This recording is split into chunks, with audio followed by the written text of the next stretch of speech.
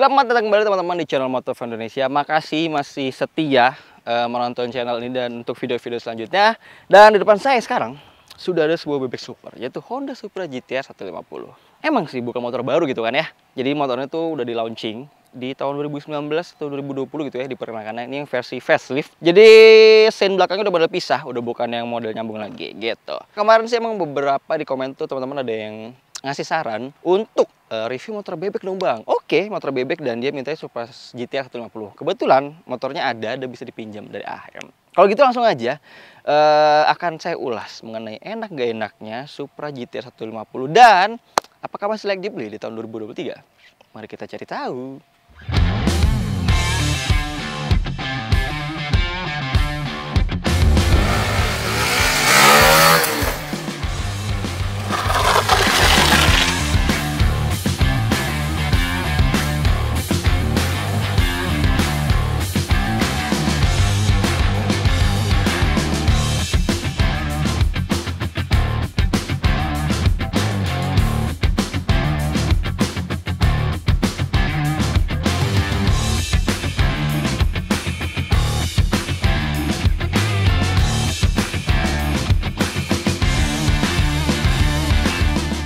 Hal pertama yang enak dari Supra GT-R adalah posisi berkendaranya dan handlingnya sih teman-teman kalau menurut saya. Jadi di sini tuh kita tuh mendapatkan posisi berkendara khas motor bebek ya, yang santai. Jadi seperti biasa, stangnya lebar, posisinya nggak merunduk gitu kan ya, santai kayak gini tuh. Nah, walaupun emang di Supra GT-R ini posisinya ada beberapa titik yang kurang enak sih, seperti di sini nih ya. Ini tuh sudutnya kayak lumayan menekuk. Jadinya kalau agak berlama-lama tuh si pergelangan kaki agak pegel gitu ya. Tapi gampang sih cara ngatasinnya, tinggal begini aja posisi kakinya. Nah jadinya tuh kaki lebih melandai, nggak terlalu nekuk gini gitu ya, eces sih.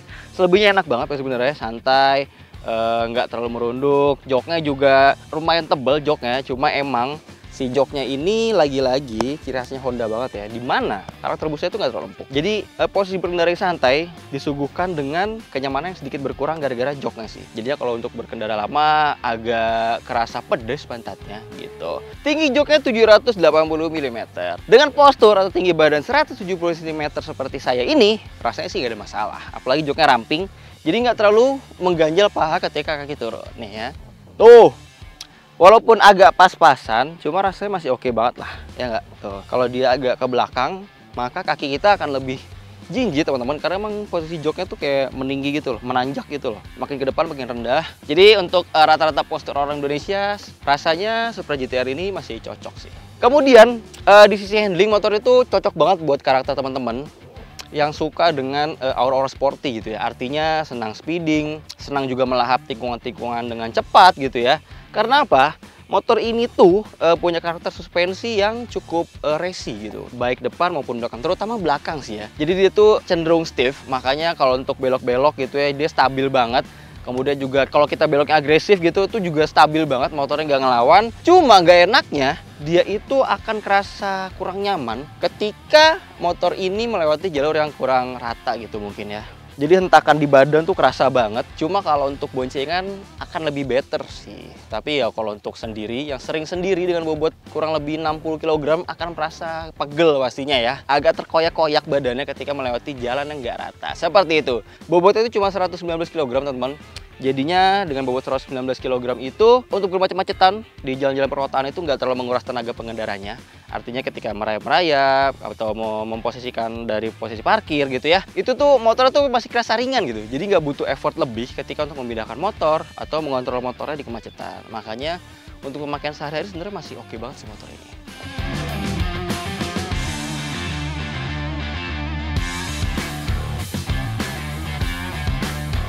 Hal berikutnya yang cukup menarik dari Supra GT-R 150 ini adalah menurut saya di mesin sih. Jadi beda sama kompetitornya kayak si MX King gitu, itu kan agak beda dengan R15-nya gitu ya, versi sport variant-nya. Kalau ini tuh kayak cuma dipindah dari CBR 150R atau dari CB 150R ke Supra GT-R dengan rangka bebek gitu ya. Makanya mesinnya tuh kerasa powerful banget teman-teman. Jadi power to weight ratio-nya cukup bagus.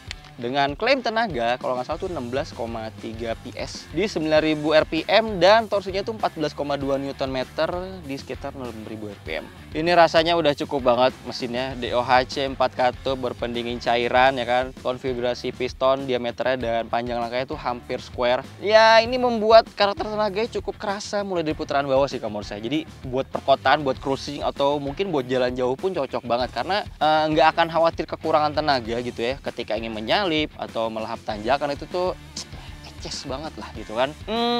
Torsinya mulai kerasa di putaran bawah dan kalau pengen lebih kerasa lagi tuh ketika putaran mesinnya tuh menyentuh hampir di 7.000, mungkin di 6.800 atau 6.900 RPM gitu ya, itu akan kerasa lagi dorongannya, akan kerasa lebih ngedorong sampai limiternya kurang lebih di 11.000-an RPM ya, atau di 10.800 gitu. Enak banget sih makanya. Cuma emang di beberapa RPM kayak di sekitar 7.000 atau 8.000 tuh kayak ada sedikit vibrasi yang kerasa di footstep, di jok dan di setang. Tipis sih, nggak terlalu signifikan, masih aman.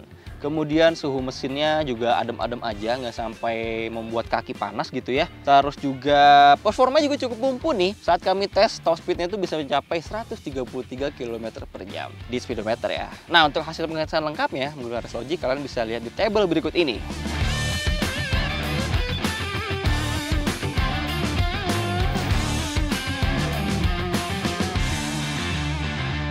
Berikutnya ada desain ya. Sebenarnya kalau desain itu subjektif sih, karena tiap orang mungkin punya persepsinya sendiri. Tapi kalau saya sih suka dengan desainnya Supra GTR ini, yang kayaknya mengedepankan sisi sporty seperti sisi aerodinamika ya.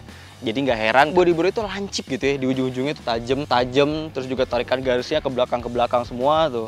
Bagus banget. Terus juga di bodi sini tuh kayak ada 2 layer dan ada kayak air scoop buat buang hawa panas mesinnya gitu teman-teman. Jadi kayak dipikirin banget desain sportinya, dan dia juga sampai bawah ya kayak ada sejenis undercowl gitu walaupun cuma sampai setengah. Keren banget. Bodi belakangnya juga ada beberapa potongan-potongan dan sampai meruncing di ujung lampu rem belakangnya. Sporty banget. Apalagi dia juga di sini ada semacam ram air kayak di MotoGP ya kan. Cuma kalau di sini fungsinya apa? Untuk suara klakson biar lebih nyaring gitu kan. Nah, kalau menurut teman-teman gimana? Setuju nggak sih kalau desain dari Supra GTR 150 ini cukup sporty? Atau malah ada yang nggak suka sama desainnya? Komentar di bawah ya.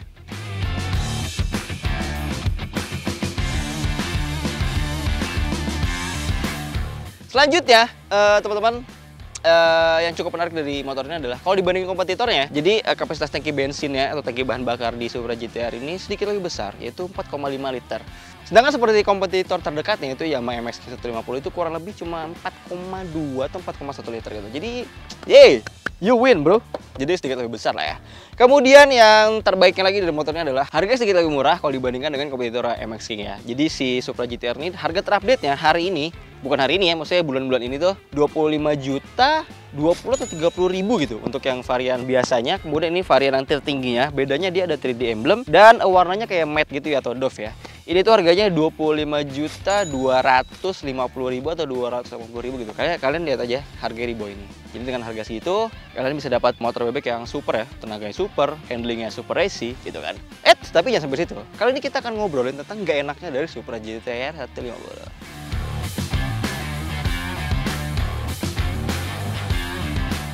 Nah, sekarang kita masuk ke nggak enaknya atau yang kurang dari Supra GTR 150. Kalau menurut saya nih ya, pertama itu dari fitur teman-teman. Jadi di tahun 2023 ini gitu ya, di era yang udah semakin modern, rasanya suguhan fitur pada Supra GTR 150 tuh kayak kurang modern lah. Karena dia tuh hanya menyuguhkan fitur, saya rinciin ya, seperti lampu depan udah full LED, lampu dekat, lampu jauh. Sedangkan lampu senjanya, lampu sen, lampu rem, lampu plat nomor semuanya masih bohlam. Jadi belum full LED. Berikutnya, di motor ini udah pakai speedometer full digital. Ini mirip banget kayak yang dipakai sama Honda Sonic gitu ya. Atau di CB150 kayak mirip juga CB150X gitu. Kayak sama deh gitu ya. Cuma informasinya tuh minim banget sih. Jadi cuma ada fuel meter, ada tachometer sih ya, cuma nggak ada shift light-nya. Kemudian juga ada speedometer, ada odometer, cuma nggak bisa diganti trip. Nggak ada average speed, nggak ada average fuel consumption, bahkan nggak ada jam juga. Jadi benar-benar speedometernya tuh udah fix gitu aja, nggak bisa digonta-ganti nih. Ini nggak ada tombolnya di speedometernya, polos aja gitu kan. Kemudian masih dari fitur yang kurangnya juga tentu aja di sini nih polos banget teman-teman. Jadi nggak ada engine cut off, hazard pun nggak ada. Jadi benar-benar basic banget. Di sini cuma ada saklar kosong. Di sini cuma ada jauh dekat, klakson dan sein, nggak ada pas beamnya juga atau ini ya dim gitu ya, nggak ada juga. Jadi benar-benar basic banget sih teman-teman gitu. Kemudian kunci kontaknya masih konvensional. Sebenarnya nggak masalah sih walaupun belum smart key ya, karena kompetitornya pun kayak MX-King itu belum smart key juga. Jadi dia pakai pengaman magnet. Cuman untuk isi bensinnya dia belum terintegrasi teman-teman. Jadi ketika pakai Supra GTR 150 dan kita mau isi bensin, kita harus memindahkan anak kuncinya dari sini ke sini. Baru kita bisa buka tangki bahan bakarnya. Jadi agak ribet ya. Jadi kayak motor jadul banget, mau isi bensin harus ngindahin kunci gitu kan. Kemudian yang kurang lagi adalah, jadi ini menyangkut dengan akomodasi. Ya ini sebenarnya kelemahan hampir semua motor bebek kali ya. Dan ini lebih parah lagi karena ini kan mesin tegak. Jadinya dia lebih memakan ruang rangka ya, ruang bodi juga, makanya ruang bagasinya penyimpanan itu lebih sedikit. Beda dengan bebek-bebek yang mesinnya tidur gitu ya, kayak misalkan Honda Supra X Revo atau ada Yamaha, ada Jupiter Z1, Vega ZR gitu ya. Yang mereka masih punya bagasi gitu. Kalau ini dibuka bagasinya, ini tinggi bensin. Di sini filter udara karena mesinnya itu kan di tengah berdiri, di sini throttle body, di sini filter udaranya. Jadi benar-benar nggak ada tempat penyimpanan. Sebenarnya ada sih disediakan pocket kecil di sini. Iya, cuma paling cuma bisa buat nyimpen sarung tangan atau elap gitu ya. Kalau untuk jas hujan nggak bisa banget. Jangan taruh juga sesekali di sini jas hujannya karena bisa bikin mampas filter udara dan bisa bikin motornya mogok. Gitu sih teman-teman kekurangannya. Habis itu kekurangannya ada lagi pada lampu utamanya. Tadi udah sebutin kalau lampu utamanya LED. Cuma LED-nya ini rasanya kurang terang teman-teman dan kurang tebel ya. Jadi kalau di jalan itu gambarnya kayak pancar sinar kayak ya cuma tipis aja gitu. Apalagi kalau udah ketemu hujan ya udah hilang. Khasnya lampu LED banget ya untuk motor-motor orisinal gitu kan. Kemudian nggak enaknya lagi tuh ada di suspensi sih, terutama di belakang ya. Kalau depan tuh masih bisa rada-rada empuk lah, apalagi depan tuh kan diameter asnya terbesar di kelasnya teman-teman, 31 mm paling gede. Nah yang belakang ini monoshocknya dia kan langsung nempel di swing arm ya, jadi nggak pakai unitrack atau Proling gitu ya, jadi langsung nempel di swing arm. Cuma tuh keras banget karakternya teman-teman, jadi cukup kerasa menghentak, terutama lo jalan yang nggak rata. Jadi dengan kontur jalan di Indonesia yang sangat beragam gitu ya, kita lagi lewat jalan bagus tiba-tiba jalannya rusak atau tiba-tiba ada speed bump gitu ya, itu tuh bener-bener menghentak badan gitu. Dan sayangnya juga monoshocknya nggak ada setelan preload, jadi kita nggak bisa menyesuaikan buat pengendaranya berapa dan harus pakai setelan empuk seberapa tuh nggak bisa, jadi harus terima apa adanya. Ya kurang lebih nggak enaknya dari Supra GTR seperti itulah.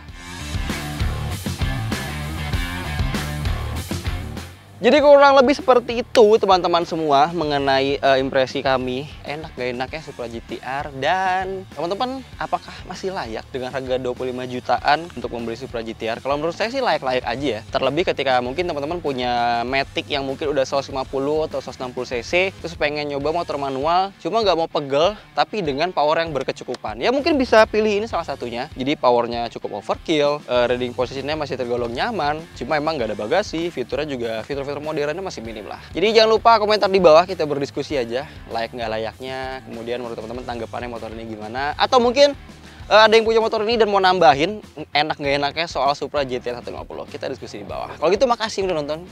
Jangan lupa di like, di komen, di subscribe channel Motovun Indonesia. Bisa mampir-mampir juga ke website kami yaitu autofun.co.id untuk melihat berita-berita menarik di sana, dan mampir ke channel TikTok kami yaitu ada Motovun Indonesia dengan konten yang lebih beragam. Dan kalau pengen nonton yang mobil-mobil bisa mampir ke Autofun Indonesia di YouTube-nya. Begitu, sampai jumpa di video-video selanjutnya. Sehat-sehat selalu.